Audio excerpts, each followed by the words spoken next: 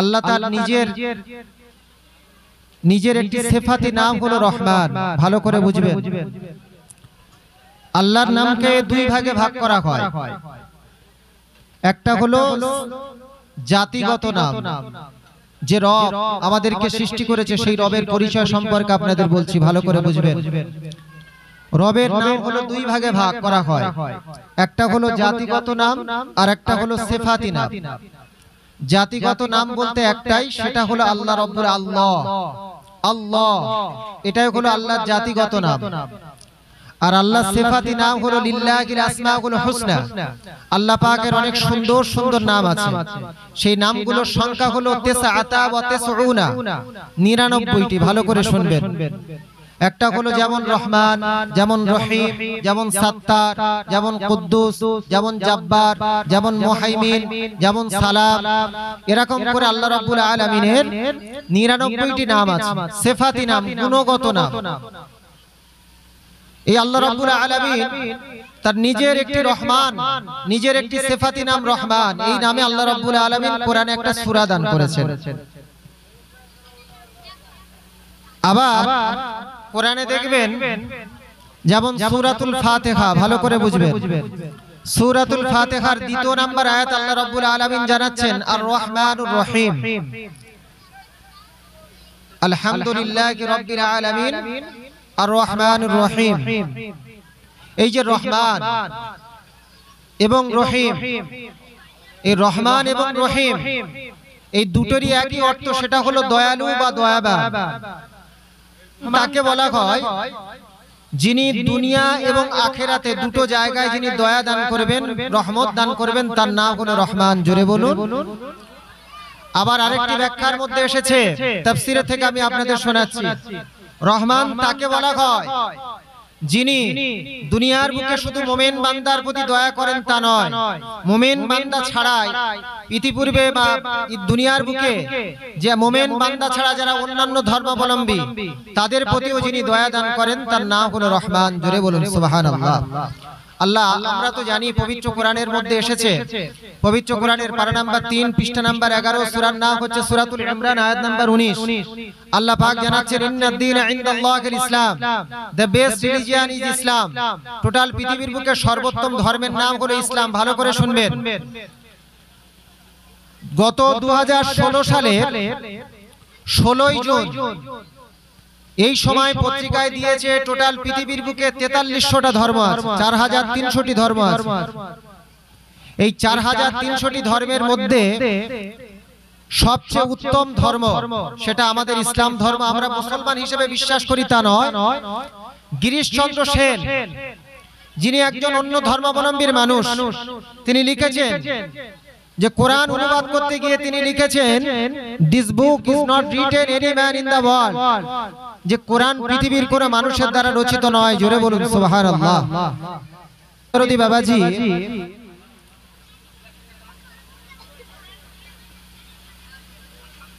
এই যে রহমান আল্লাহ রাব্বুল আলামিনের নাম, তিনি কত বড় দয়ালু আমি সংক্ষেপে কয়েকটি উদাহরণ দিচ্ছি, শুনুন। আল্লাহ যে কত বড় দয়ালু। বিশ্ব নবী সাল্লাল্লাহু আলাইহি ওয়াসাল্লাম থেকে একটি হাদিস এসেছে, আল্লাহ রাসূল আল্লাহর হাবিব হঠাৎ করে দেখতে পেলেন একটা যুদ্ধের ময়দানে,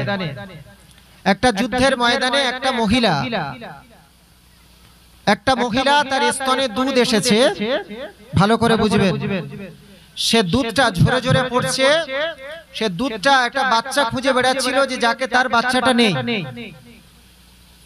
তার বাচ্চা সম্পর্কে কোনো রিওয়ায়াত আসেনি। সেই দুধটা অন্য কোনো বাচ্চার খাওয়াবে তিনি খুঁজে খুঁজে বেড়াচ্ছেন।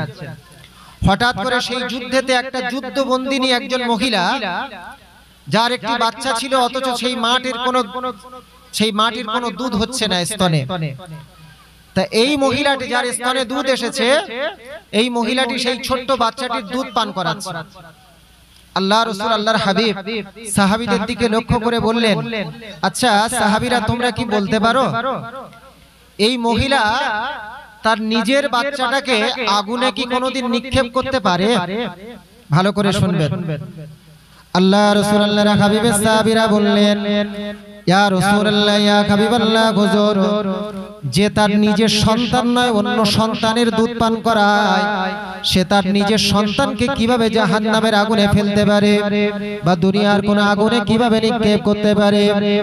আল্লাহ রাসূল আল্লাহর হাবিব বলছেন, শোনো, ওই মহিলাটি অন্য সন্তানের প্রতি এত দয়া করে দুধ পান করায়, আর তোমরা কি জানো আমার আল্লাহ সেই মহিলাটি কত বড় দয়ার কাজ করছে? তোমরা কি জানো আমার আল্লাহ পাক কত বড় দয়ালু? আল্লাহ রাসূল আল্লাহর হাবিব বলছেন, আল্লাহু আরহামু মিন ইবাদিহি, আল্লাহু আরহামু ফি ইবাদিহি মিন হাযিহি বিওয়ালাদিহা আও কামা ক্বালা নবী সাল্লাল্লাহু আলাইহি ওয়াসাল্লাম। রাসূলুল্লাহ বলছেন, যে সন্তানটি অন্য মা হিসেবে তার দুধ পান করায়, ওই মহিলাটির এত দয়া, ওই মহিলার থেকে কোটি কোটি গুণ বেশি দয়া আমার আল্লাহ রাব্বুল আলামিনের। হাদিস শরীফের মধ্যে এসেছে, আল্লাহ রাসূল আল্লাহর হাবিব জানাচ্ছেন, টোটাল আল্লাহ রাব্বুল আলামিন খলাকাল্লাহু তাআলা, আল্লাহ পাক সৃষ্টি করেছেন মিয়াতা রহমাত, 100টা রহমত সৃষ্টি করেছে। এই 100টা রহমতের মধ্যে একটা রহমত কেবলমাত্র দুনিয়ার বুকে প্রেরণ করেছে। সেই রহমত দুনিয়ার বুকে কত মানুষ কতজনের জন্য দয়া করে। সন্তান পিতার প্রতি দয়া করে, পিতা সন্তানের প্রতি দয়া করে, মা তার সন্তানের জন্য প্রতি কত দয়া কত রকম করে।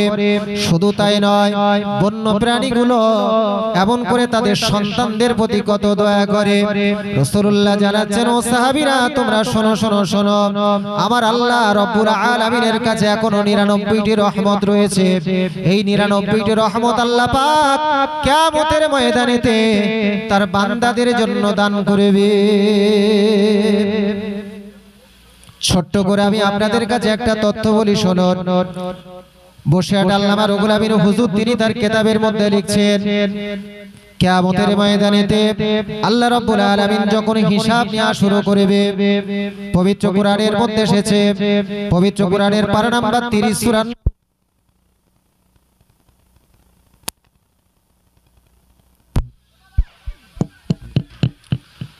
فأما من ثقلت موازينه فهو في عيشة راضية وأما من خفت موازينه فأمه خاوية। কিয়ামতের ময়দানেতে আল্লাহ পাক বান্দাদেরকে মিজান নামক দাড়ি পাল্লায় বান্দাদেরকে আমলনামাগুলো হিসাব করবে।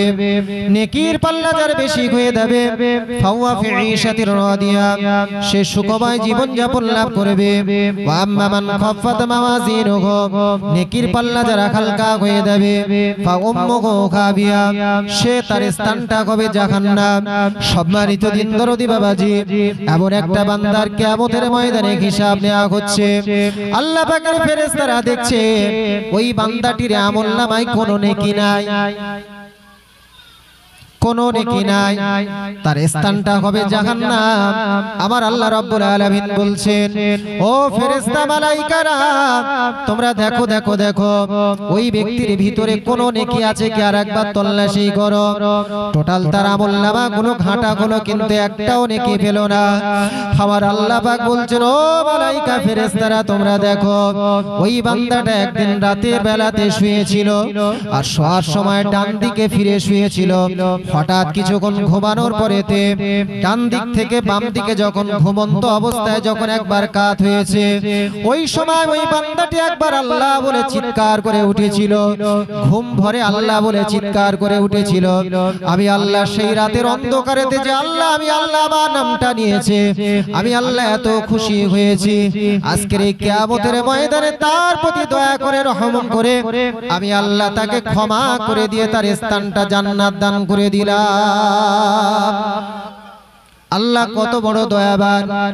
আর একটা রিওয়ায়াতের মধ্যে এসেছে, ভালো করে বুঝবেন সম্মানিত দিন দরদি বাবাজি, দুইজন বান্দা, ভালো করে শুনবেন, দুইজন বান্দার হিসাব নিকাশ হচ্ছে।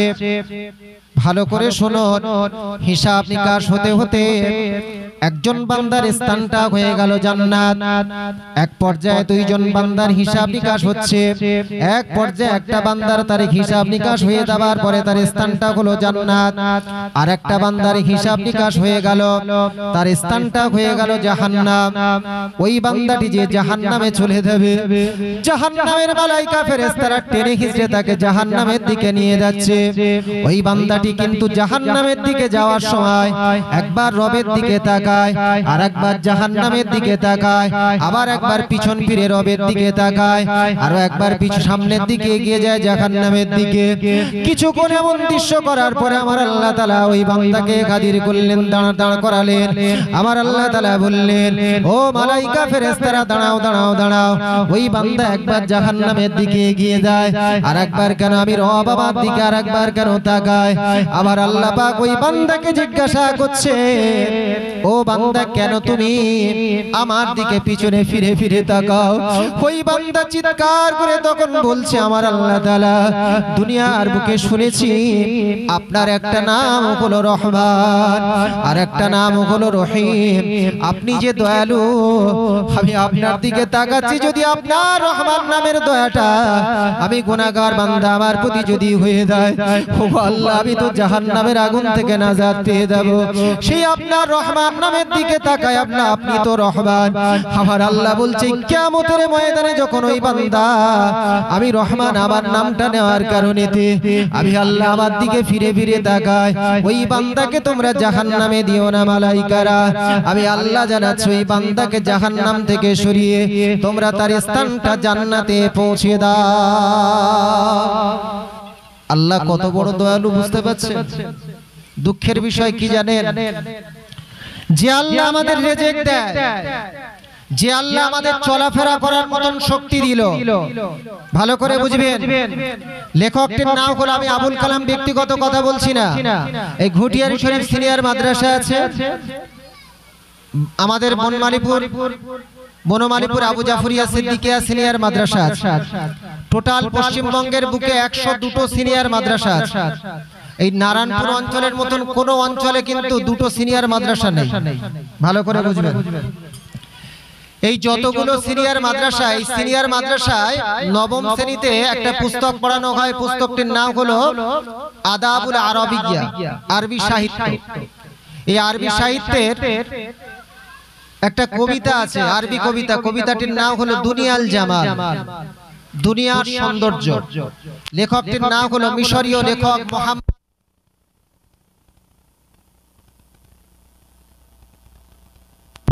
আল্লাহুম্মা সাল্লি আলা মুহাম্মদ আল আসমার বলে লেখকটির নাম, কবির নাম।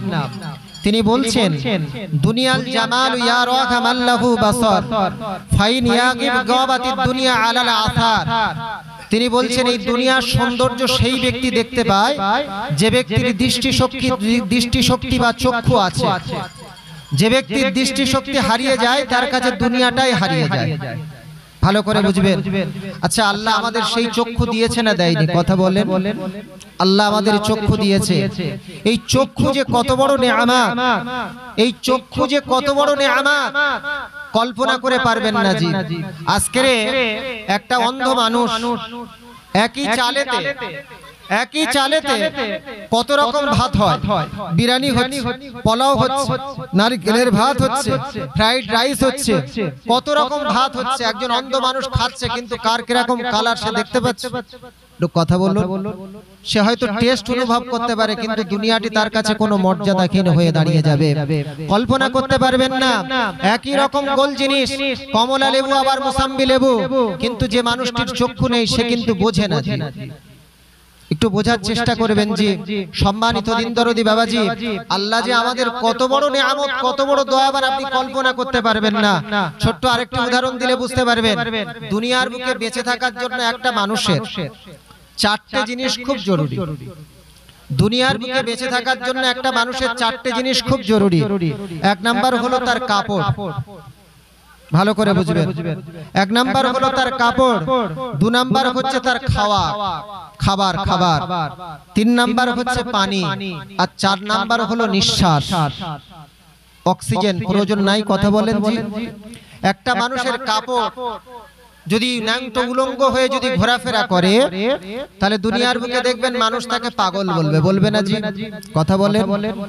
এই পোশাক এমন একটা জিনিস, গুরুত্বপূর্ণ জিনিস।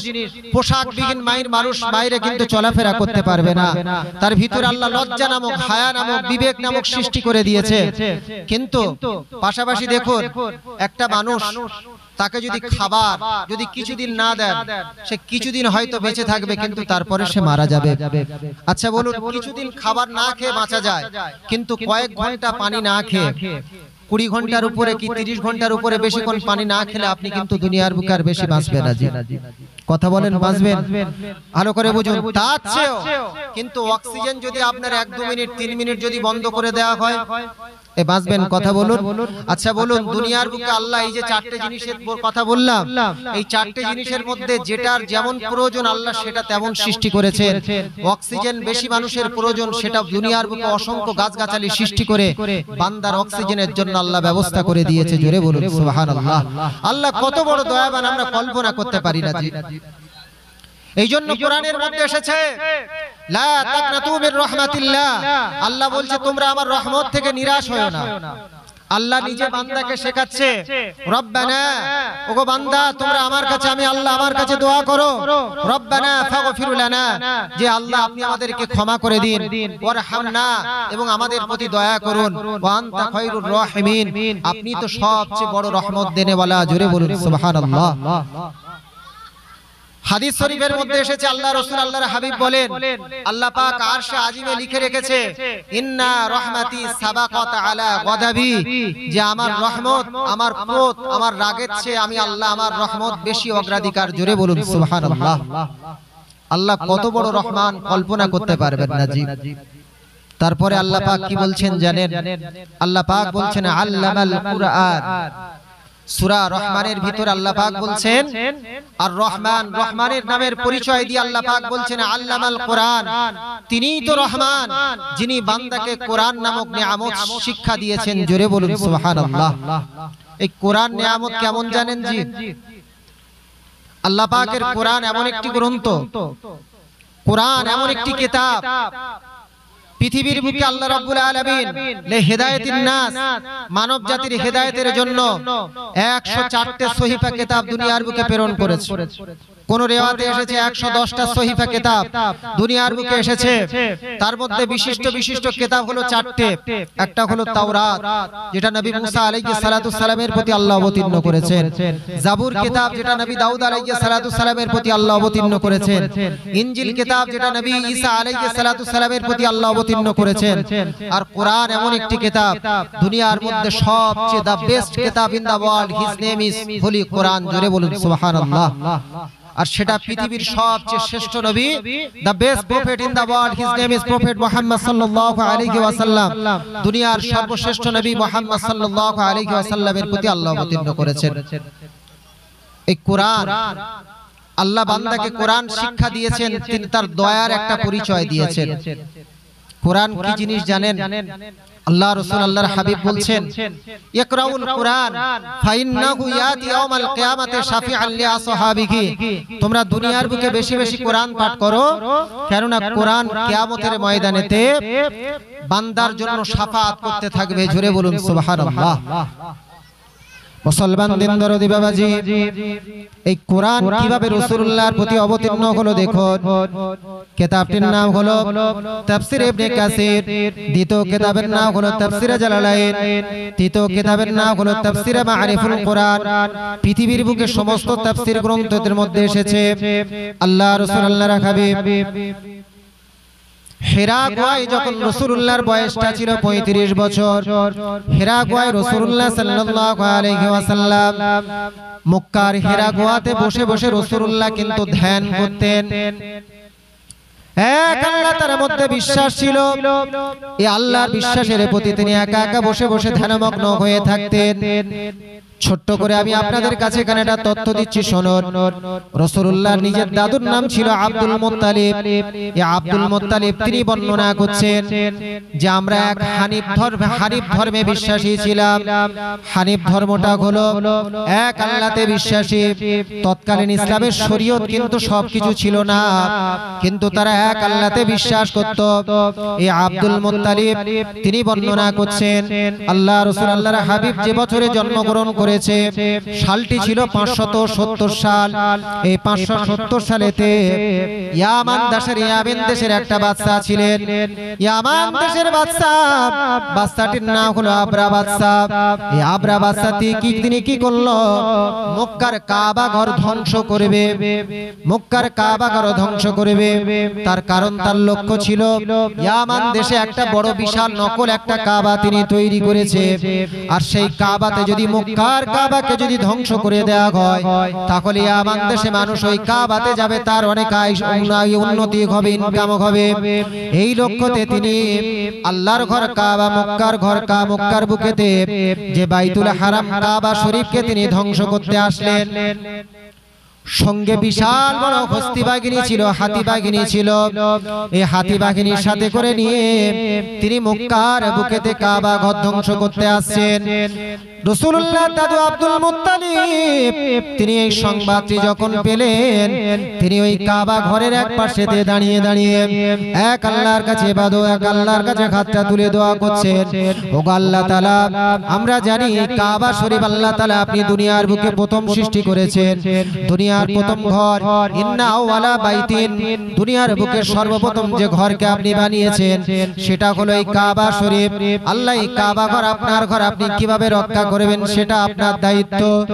নবী রাসূলুল্লাহ দাদু আব্দুল মুত্তালিব বলছে, এই বলে যখন আমরা আল্লাহর দরবারে আমি যখন আল্লাহর দরবারে দোয়া করছি, হঠাৎ দেখলাম আবরা বাদশা তার হস্তি বাহিনী সহ সব কাবার কাছে যখন হাজির হয়ে গিয়েছে, আসমানের কিছু আবাবিল পাখি তাদের মুখেতে আমার আল্লাহ তাআলা ছোট ছোট কাঁকর তাদের মুখেতে দিয়ে ওই আবাবিল পাখিগুলো উপর থেকে কাঁকর নিক্ষেপ করতে করতে ওই আবাবিল পাখির মুখের কাঁকর দিয়ে হস্তি বাহিনী আর আবরা বাদশা সহ সবাই ধ্বংস হয়ে গিয়েছিল।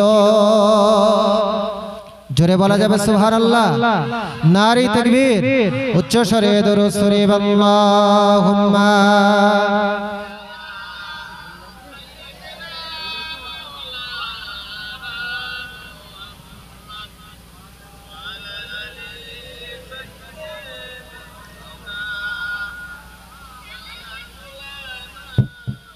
সম্মানিত দিন দরদি বাবাজি, আল্লাহর ঘর কাবা ধ্বংস করার জন্য হস্তি বাহিনী সহ আবরা বাদশা ইয়ামান থেকে আসছিলেন।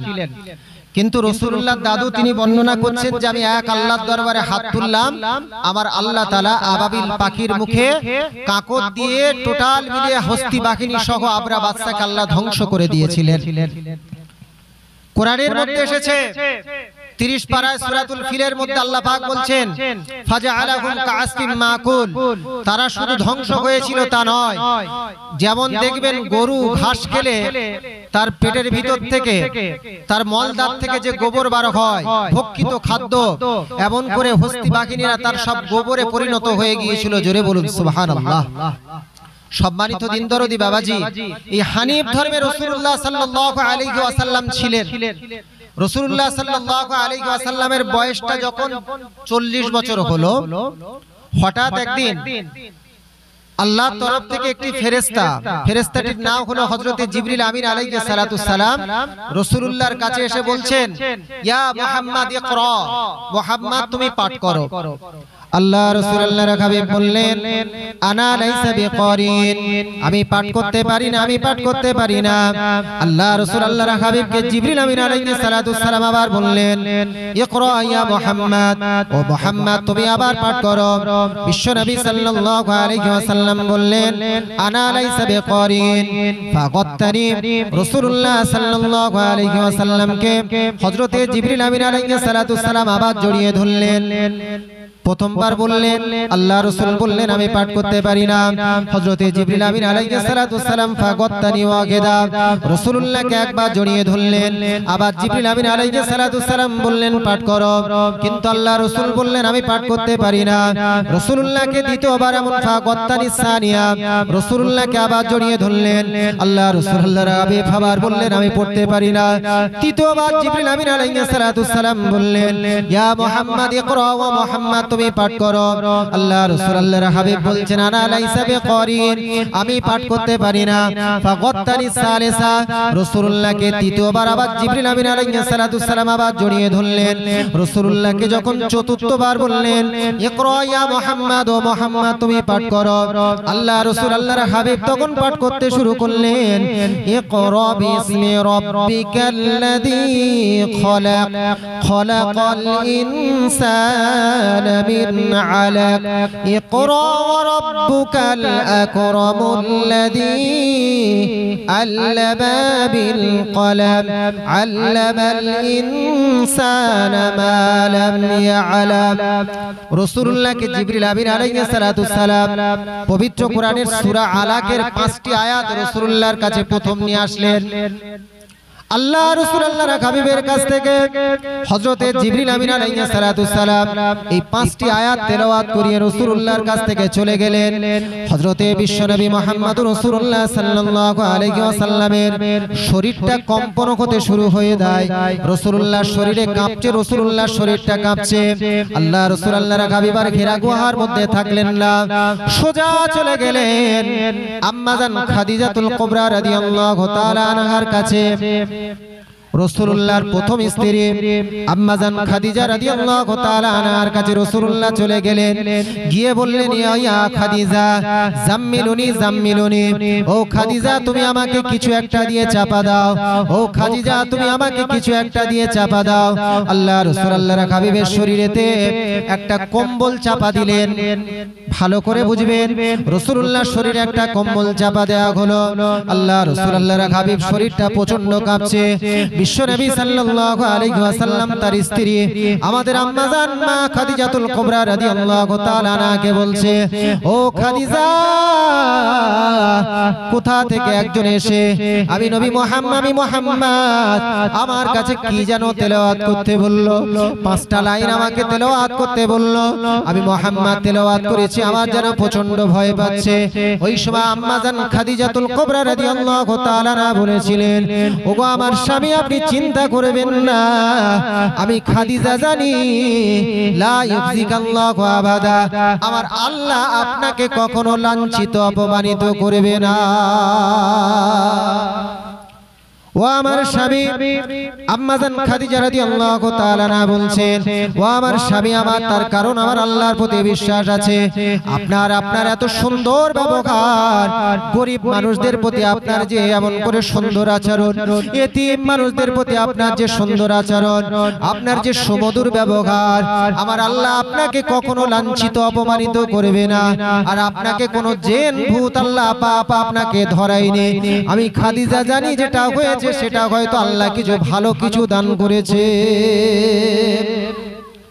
রাসূলুল্লাহর প্রতি এই যে কোরআনের আয়াত অবতীর্ণ হওয়া শুরু হলো, রাসূলুল্লাহর শরীরটা তখনও কিন্তু কম্পন বন্ধ হলো না।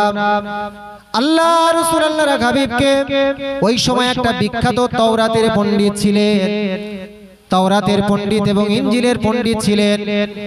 তিনি হলেন আম্মাজান খাদিজা রাদিয়াল্লাহু তাআলা আনহার নিজের চাচাতো ভাই, তার নাম হলো ওয়ারাকা ইবনে নাওফাল। এই ওয়ারাকা ইবনে নাওফালের কাছে রাসূলুল্লাহকে নিয়ে গেলেন। বিশ্বনবী মুহাম্মদুর রাসূলুল্লাহ সাল্লাল্লাহু আলাইহি ওয়াসাল্লামকে নিয়ে গেলেন।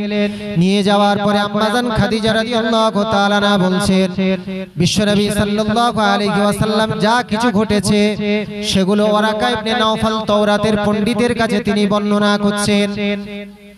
বর্ণনা করা হয়ে গেল।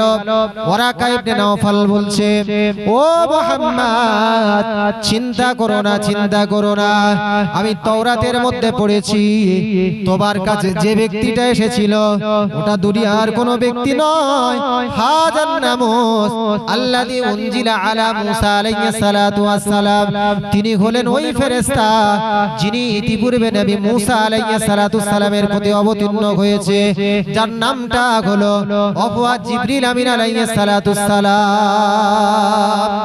জোরে বলুন সুবহানাল্লাহ। তিনি হলেন জিবরিল আলাইহিস সালাতু ওয়াস সালাম। ও মুহাম্মদ, আল্লাহ পাক তোমার প্রতি নবুয়ত দান করেছেন। জোরে বলুন সুবহানাল্লাহ। কোরআনের এই যে সূচনা হলো, কোরআন আল্লাহ পাক এই যে সূচনা করলো, এটা ছিল আল্লাহর কোরআন। সেই কোরআন দীর্ঘ 22 বছর 5 মাস 14 দিন ধরে রাসূলুল্লাহর প্রতি অবতীর্ণ হয়েছে। দীর্ঘ 23টা বছর ধরে রাসূলুল্লাহর প্রতি আল্লাহ সেই কোরআনকে অবতীর্ণ করেছেন। সম্মানিত দিন দরদি বাবাজি, এই কোরআন এমন একটি কোরআন যে কোরআন পড়লে সওয়াব, ভালো করে শুনবেন, যে কোরআন পড়লে সওয়াব, যে কোরআন শুনলে সওয়াব, যে কোরআনের দিকে তাকালেও সওয়াব। জোরে বলুন।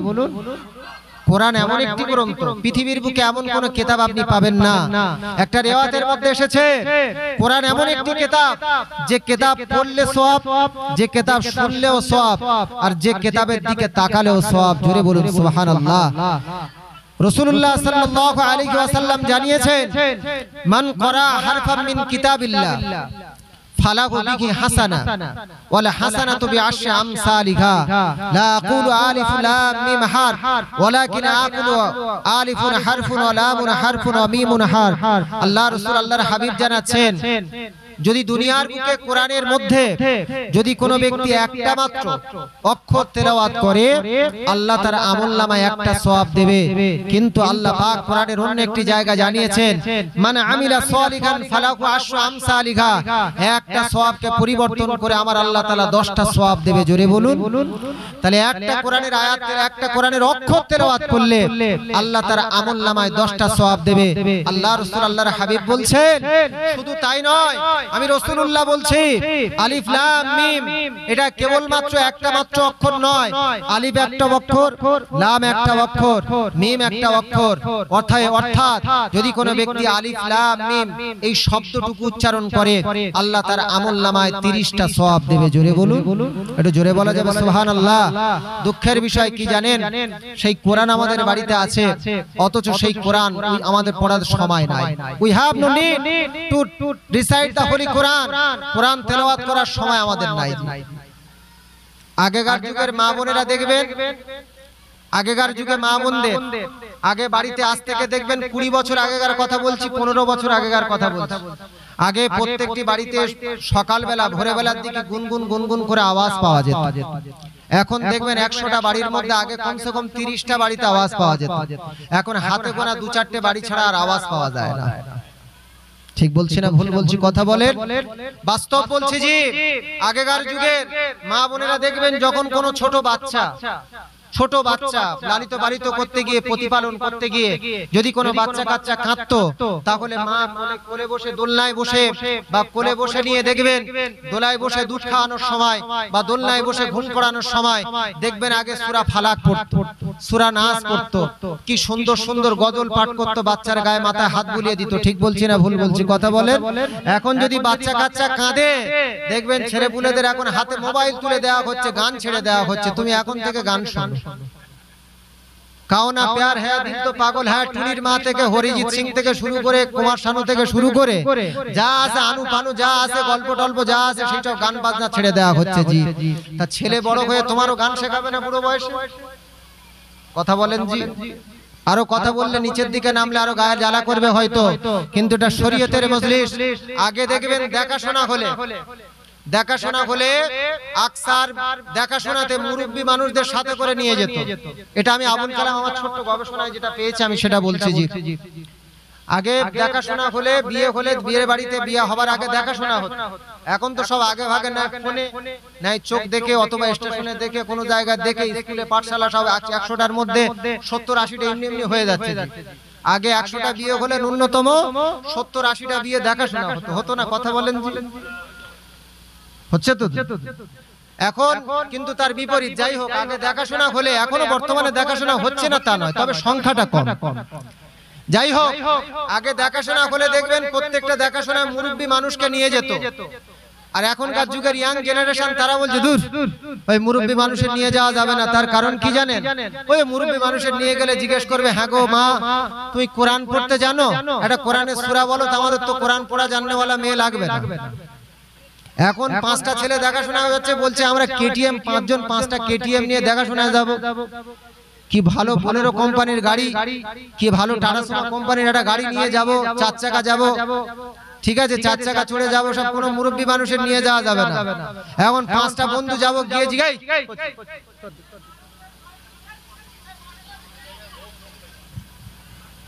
এখন গিয়ে জিজ্ঞাসা করে, হ্যাঁ গো তুমি ফেসবুক চালাতে পারো, হোয়াটসঅ্যাপ চালাতে পারো, টিকটক করতে পারো? তোমার ফেসবুকে রিল দাও, হোয়াটসঅ্যাপে রিল আছে, টিকটকের ভিডিও রিল আছে। জি সম্মানিত দিন দরদি বাবাজি, তাহলে এই সব মাল নিয়ে আসলে এই মেয়ে কোরআন পড়বে বলে মনে হয়? আর খালি বলছে এত জলসা হচ্ছে, সারে না কেন? কোম্পানি তো খারাপ, প্রোডাক্ট ভালো হবে কি করে? জি 100টা বিয়ের মধ্যে 90টা বিয়ে বাড়িতে এখন গান বাজনা হচ্ছে। জি গান বাজনা হচ্ছে। জি তাহলে যে বিবাহ হলো, রাসূলুল্লাহ বলেছেন আন নিকাহু মিন সুন্নতি ফামান রাগিবা আন সুন্নতি ফালাইসা মিন্নি। রাসূলুল্লাহ বলেছেন বিবাহটা হলো একটা সুন্নাত। তাহলে সুন্নত কাজ যখন সংগঠন হচ্ছে, সেই সংগঠনের সময় গান বাজনা হচ্ছে। আবার শুধু তাই, খিরপিটের রাতে এখন বন্ধু বান্ধবরা বলছে, আমাদের এখানে যে সিস্টেম আছে, খিরপিটেতে বরের বসিয়ে দেয়, বসিয়ে দিয়ে মোটামুটি টাকা পয়সা তোলে না। জি খিরপিটে জায়েজ না জায়েজ ওটা পরের গল্প। জি আমি যেটা বলতে চাচ্ছি, জি এখন ওই বর মোটামুটি তার 1010 কি 5000 টাকা হয়েছে। বন্ধু বান্ধবরা বলছে, বন্ধুরা বলছে, কই রে তুই যে এত টাকা খিরপিটের দিন পেলি, তা কই কিছু টাকা পয়সা দিয়ে আমরা দাদা খাবো, বাঘ খাবো, রয়্যাল স্টার কোম্পানির মাল খাবো, দিবি না? আমরা তোর এত দিলাম, 500 দিলাম, 200 দিলাম, 1000 দিলাম। অবস্থা বুঝতে পারছেন কি যুগ এসে গেল? আল্লাহ হেফাজত করুক। জি আল্লাহ হেফাজত করুক। মুসলমানের ছেলেরা আজ কবে শবে বরাত জানে না। বেশিরভাগের কথা বলছি, যারা খোঁজ নেবার ঠিক খোঁজ রাখে, জি আল্লাহ তাদের ভালো মর্যাদা দিয়েছে। আজ মুসলমানের ছেলেরা কবে বড়দিন 25শে ডিসেম্বর হবে সেদিন খোঁজ রেখেছে। আমি আবুল কালাম গ্যারান্টি দিয়ে বলছি যে পয়লা বৈশাখ হয়, যে 25শে ডিসেম্বর হয়, যে পয়লা জানুয়ারি দিবস, জানুয়ারি দিবস পালন হলো, আমাদের পাশে পাশে সব অনেক হিন্দু ভাইয়েরা আছে, তাদের থেকে মুসলমানের বাচ্চারা বেশিরভাগ মদ কিনেছে। আমি অন্য কোন জাতির কথা বলছি না, আমার জাতির কথা বলছি। আমি নিজের জাতি ছাড়া না অন্য জাতির কথা আমি কেন বলতে যাব? হিসাব করে দেখবেন জি, সব কাজ রেল লাইন প্ল্যাটফর্ম, এদিকে লোক খালি যাচ্ছে, এইদিকে হসপিটালের দিকে, ওইদিকে কি হচ্ছে? আল্লাহর রাস্তায় ক্ষমা করবেন জি। আমি তো এই গ্রামের সন্তান, এই অঞ্চলের সন্তান, কিন্তু সব লোক অন্য সাইডে যাচ্ছে। ব্যাপারটা কি? মুসলমানের ছেলেরা আজ প্যাকেট ভর্তি করে 25শে ডিসেম্বর খ্রিস্টানরা কতটা কি পালন করবে, 25শে ডিসেম্বর বড় বড় কেক মুসলমানের বাচ্চারা কিনে নিয়ে আসছে। তাহলে অবস্থা বুঝতে পারছেন জি, কোরআনের সভ্যতা থেকে আজকের আমরা কত দূরে জি। অথচ আল্লাহ রাসূলুল্লাহর হাবিব জানিয়েছে, সম্মানিত দিন দরদি বাবাজি, কোরআন এমন একটি কিতাব, কোরআন পড়লে সওয়াব, কোরআনের দিকে তাকালেও সওয়াব। একটা বর্ণনার মধ্যে এসেছে, দুনিয়ার বুকে 5টা জিনিস আছে, খামসুম মিনাল ইবাদাত, দুনিয়ার বুকে 5টা জিনিস আছে যার দিকে তাকালে সওয়াব। আল্লাহ রাসূল প্রথম নাম্বার বলছে আল মাসাহাব, যদি কোনো ব্যক্তি কোরআনের দিকে তাকায়, শুধু কোরআনের দিকে তাকাবে, সেটা আমার আল্লাহ পাক তার আমলনামায় সওয়াব দেবে। জোরে বলুন, একটু জোরে বলা যাবে সুবহানাল্লাহ।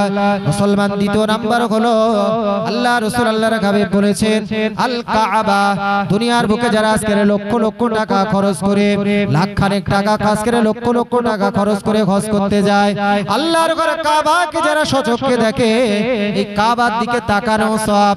আজকের লাখ খানেক টাকা খরচা করে কিছু মানুষ উমরা করতে যায়, ওই উমরা করতে যাওয়ার সময় যে কাবার দিকে তাকায়, এই কাবার দিকে তাকালেও সওয়াব।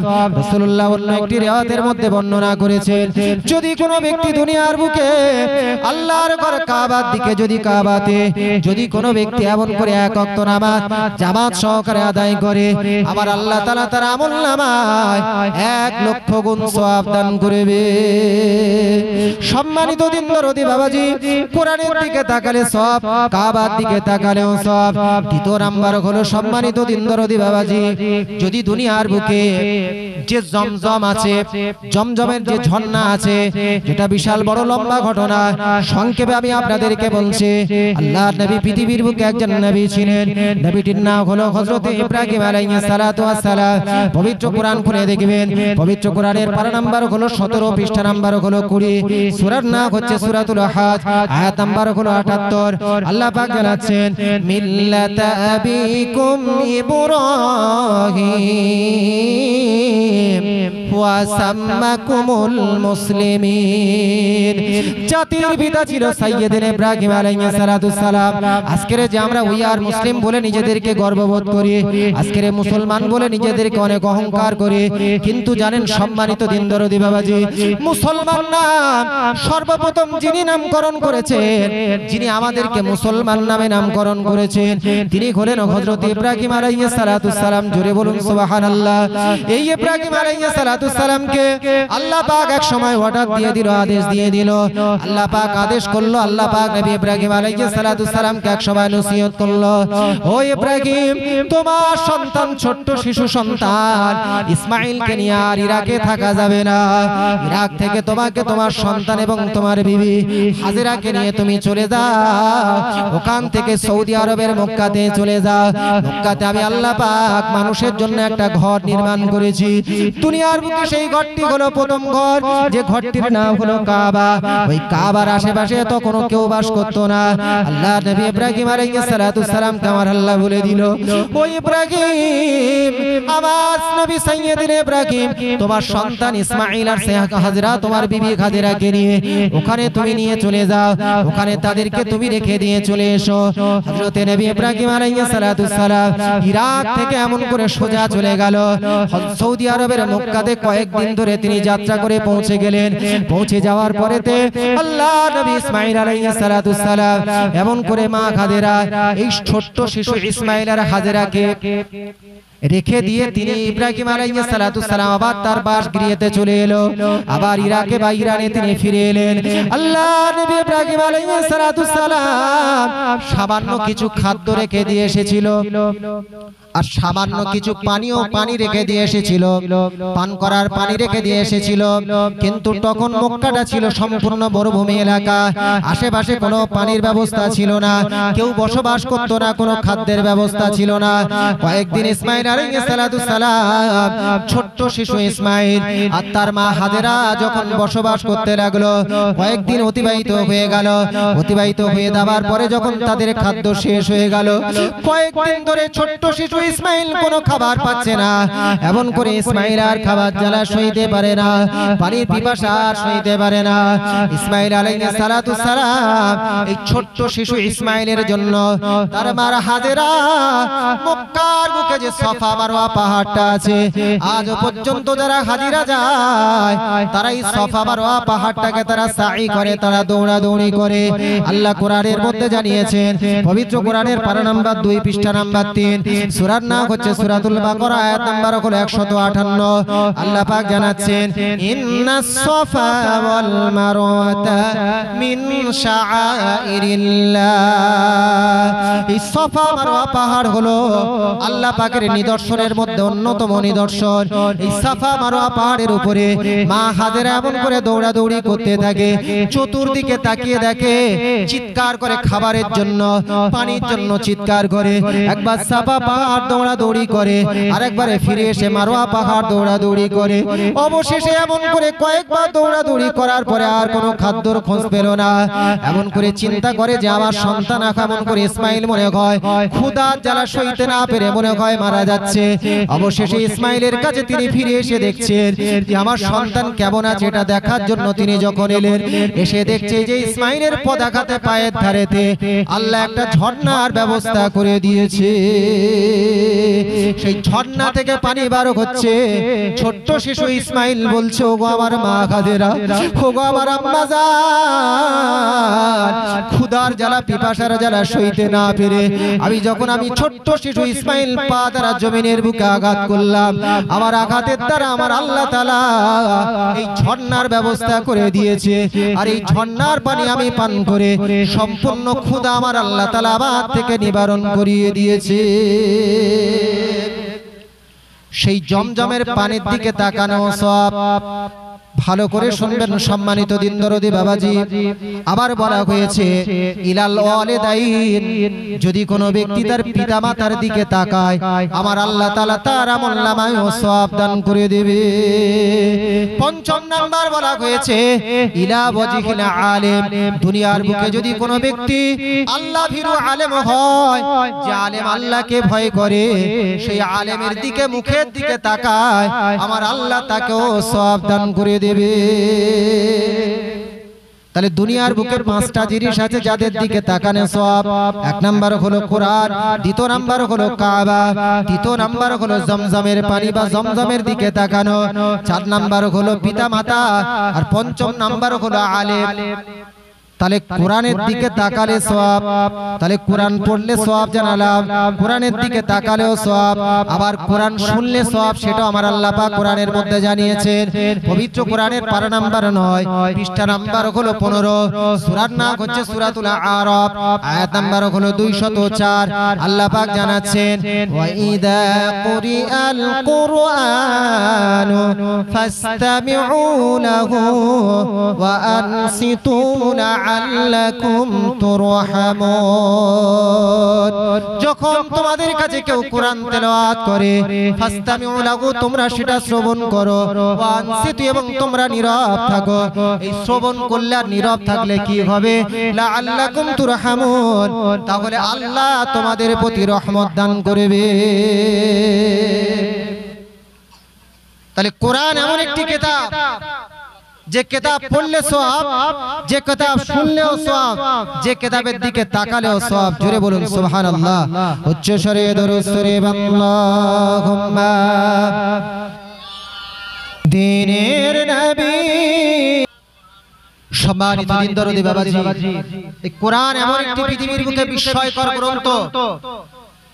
কাফেরদের সময় যখন রাসূলুল্লাহর জামানা, ভালো করে বুঝবেন, রাসূলুল্লাহর জামানায় যখন কোরআন অবতীর্ণ হতে লাগলো, আল্লাহর হাবিবকে কয়েকজন কাফেররা তারা এসে রাসূলুল্লাহকে বলল, ইন্নাকা লা কাহিনুন, ইন্নাকা লা মাজনুন, ইন্নাকা লা সাহিরুন, ও মুহাম্মদ তুমি একজন গণক, তুমি একজন জাদুকর, তুমি একজন পাগল, এসব কি অদ্ভুত কথা বলো। আল্লাহ পাক কোরআনের আয়াত নাযিল করে দিল।